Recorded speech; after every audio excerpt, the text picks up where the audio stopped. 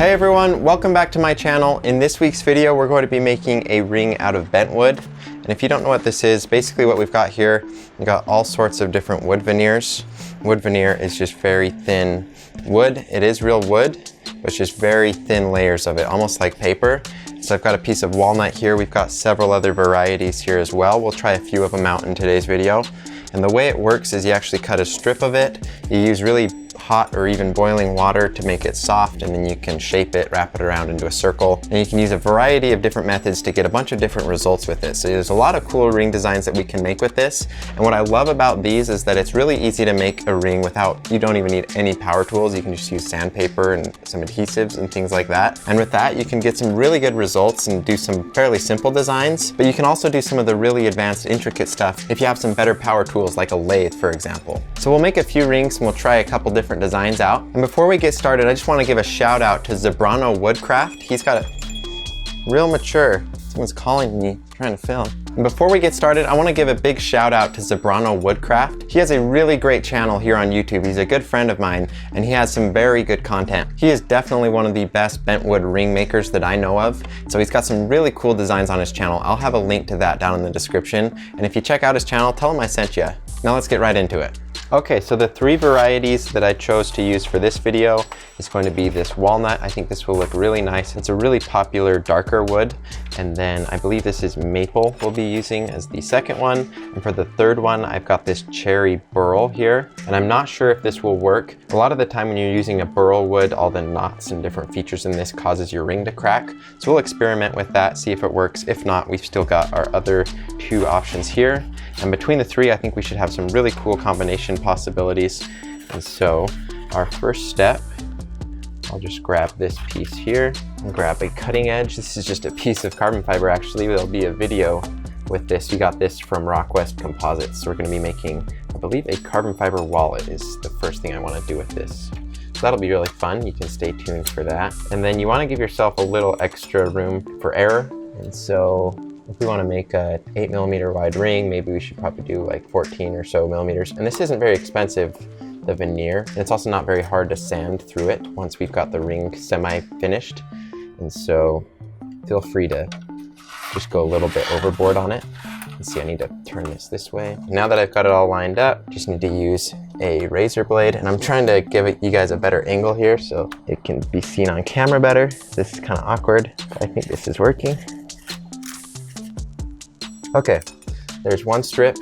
Then I'm going to do at least 2 strips just for safety in case I mess one of them up. The next step that we do after that, we have to let them dry for 24 hours. So I'm going to do some extra now in case I mess them up. That way I don't have to wait 24 hours before we film again. That was an awful cutting job by me, but that should work. That's why we're giving ourselves a little extra room. Yeah, it's just kind of difficult to cut. I'd either have to use my left hand or do this weird angle that I'm going at now, or else block everything from the camera. So, okay, now we'll cut the maple. I think this should cut a little bit easier than the walnut. It's a lot more consistent, got less warping to it. And you can see I didn't even cut all the way through there, but I was able to just bend it and have it crack really nicely. All right, now our final wood, this burl, I'm actually going to do it this way because it's going to be a bit more tricky to cut.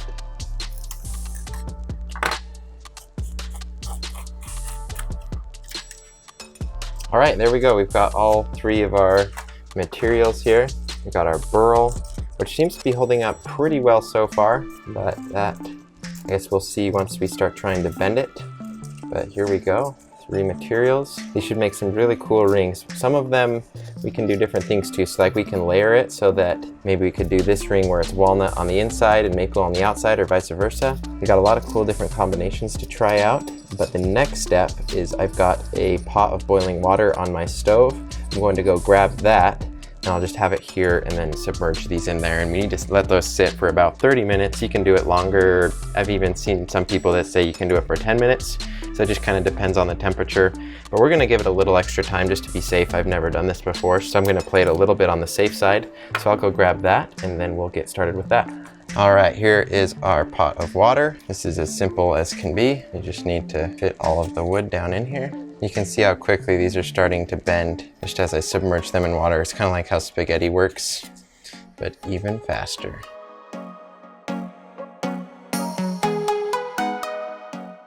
Okay, so now we have all the pieces submerged.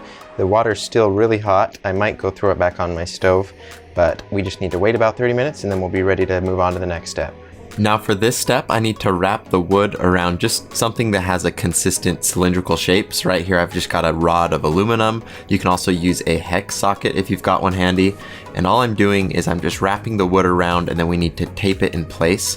And then we need to leave this to dry for about 24 hours. So what that does is that it lets the wood dry out and then it holds that shape. So it stays curled and then it actually makes it really flexible. So when we're ready to move on to the next step, it'll be a lot more easy to work with. And if we just let these dry without having them coiled up like this, it would just completely crack if we try to make a ring. So that's why this step is important. Okay, so after letting these dry out for 24 hours, we're ready to move on to the next step.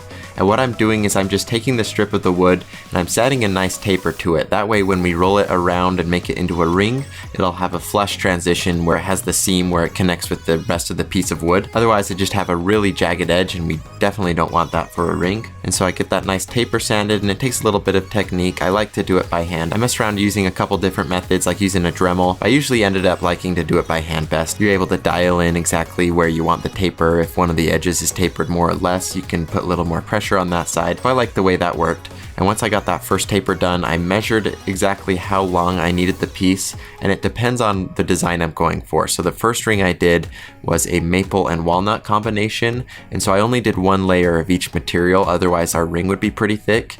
And looking back now, I probably could have done 2 layers of each. The rings did end up being pretty thin, but there definitely wasn't a problem doing just 1 layer. But that's just one thing to know. In this video, I only do 2-layer thick rings, but I would be interested in doing some like 4 or 5 layer ones. So the first piece we cut out, it's just long enough to wrap around our piece of aluminum here only 1 time, and we're trying to get that really close so that when I combine both tapered edges together, it ends up looking like a seamless ring without any sections that are thicker than anywhere else. And then once I have that put into place, that's when I add the second material. And the process I use is very similar for all of these rings. Depending on the material combinations, I did a couple of different things. On one of them, I let it just curl up naturally and I just added glue to it.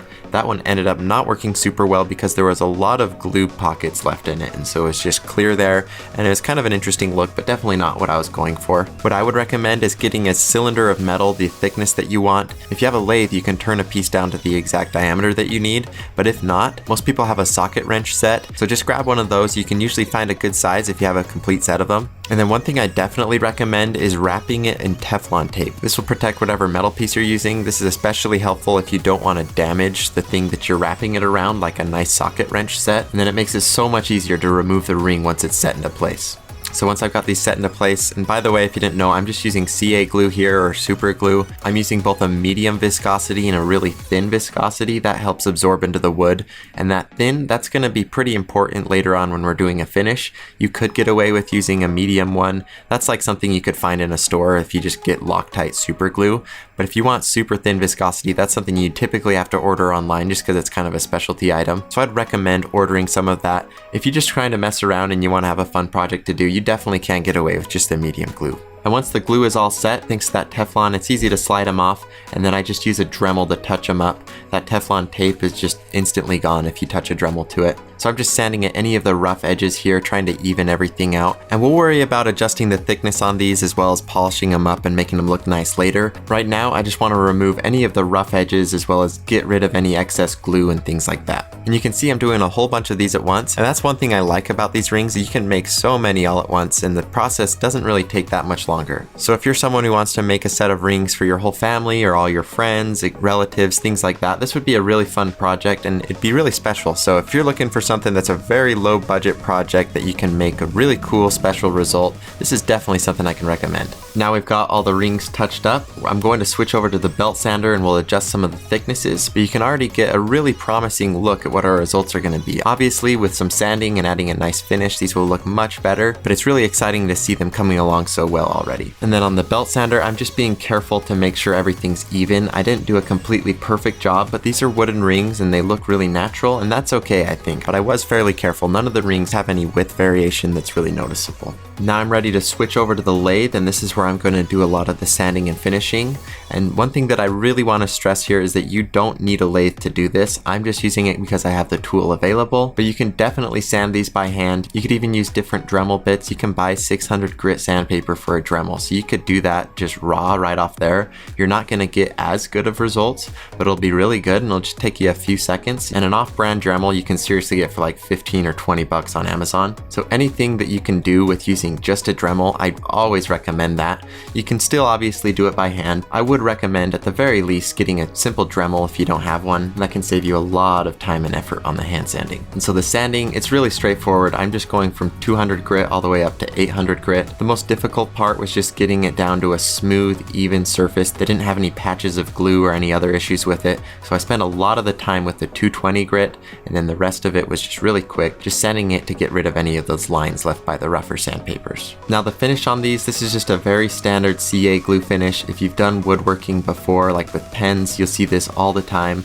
And so a lot of you have probably already have experience with this, but if you don't, all I'm doing is I'm putting a bead of thin super glue here, and it's thinner than water. It'll seep into the wood instantly when you touch it to it, and so it's really good because it kind of stabilizes the wood, makes it durable and a little bit more waterproof. So I'd recommend ordering some thin CA adhesive if you don't have it already. And then what you usually see is using a paper towel to spread the glue on here. This can be difficult with rings because the paper towel can be hard to get in a small opening like this without leaving lint or other residue. So all I'm doing is I'm using a disposable glue tip here, and this is just a non-stick plastic with a nice smooth surface on it, and then I use that to spread it around evenly while I've got the lathe running. And this actually left me with some really good results. So I just spread it around. I left the lathe on for about 2 minutes between each one just to give it some extra time to dry. I didn't want the glue to pool up anywhere. And then I just repeated the process on all of the rings, and then once I was finished with that, we're ready to switch over to the outside of the rings. And you can see I put a ring sizer mandrel in my lathe here, so I was able to slide these 4 rings on there